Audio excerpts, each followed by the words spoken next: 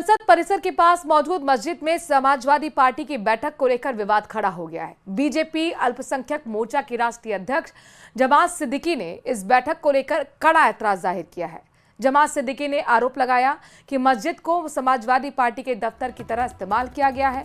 उन्होंने दिल्ली की मुख्यमंत्री रेखा गुप्ता और दिल्ली वक्फ बोर्ड से मांग की है कि वो समाजवादी पार्टी सांसद मोहिबुल्लाह नदवी को मस्जिद के इमाम पद से हटाएं। जिस बैठक को लेकर ये विवाद है उसमें अखिलेश यादव समेत कई समाजवादी सांसद कल मौजूद थे। इनमें रामपुर के सांसद मोहिबुल्लाह नदवी भी शामिल थे, जो इसी मस्जिद में इमाम की भूमिका भी निभाते हैं। अब विरोध में बीजेपी अल्पसंख्यक मोर्चा ने भी 25 जुलाई को जुमे की नमाज के बाद इसी मस्जिद में अपने कार्यकर्ताओं की बैठक बुला ली है।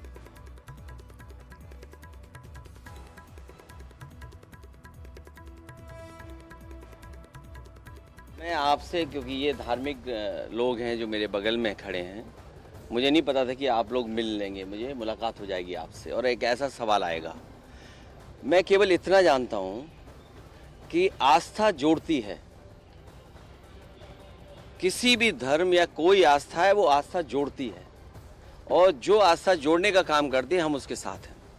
बीजेपी को यही तकलीफ है कि कोई जुड़े नहीं, दूरियां बनी रहें। तो आस्था जोड़ने का काम करती है और इसलिए हम लोग हर आस्था पर आस्था। बीजेपी के कहने से अब बीजेपी को मीठे से तकलीफ होगी तो मीठा छोड़ देंगे। बीजेपी कहेगी नमकीन खाइए तो नमकीन खाएंगे क्या? तो बीजेपी क्या कर रही है, बीजेपी को आप भी जानते हो, बीजेपी को आप सब जानते हो। बीजेपी का हथियार ही धर्म है। दिल्ली में समाजवादी पार्टी की मस्जिद मीटिंग पर नया बवाल शुरू हो गया है। बीजेपी अल्पसंख्यक मोर्चा ने मस्जिद में हुई मीटिंग को लेकर सवाल उठाए हैं। बीजेपी अल्पसंख्यक मोर्चा के अध्यक्ष जमात सिद्दीकी ने कहा कि वो इसे लेकर एफआईआर दर्ज करवाएंगे। जमात सिद्दीकी ने मस्जिद में डिंपल यादव के जाने पर भी सवाल खड़े किए हैं, जिस पर डिंपल यादव का जवाब भी आ गया है।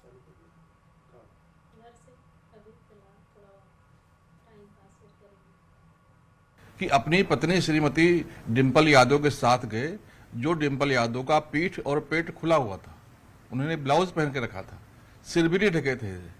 तो इस प्रकार से उन्होंने एक मुस्लिम समाज के धार्मिक भावनाओं को आहत करने का काम किया है। मुझे ताज्जुब तो होती है मौलाना मोहिबुल्लाह नदवी जी पर, उन्होंने किस प्रकार से उसको इजाजत दी वहां जाने की।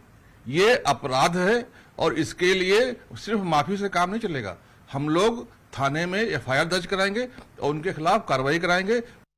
हम सब लोग एक सोशल उसके लिए गए थे वहाँ पे, और वहाँ पे कोई मीटिंग नहीं हुई थी, क्योंकि भ्रमित करने का हमेशा भारतीय जनता पार्टी की नीयत रही है। और जो मूल जो हमारे उद्देश्य है और जो हमारे मूल जो प्रॉब्लम है इस देश की, उससे ध्यान भटकाने के लिए इस तरह की बातें करी जा रही है।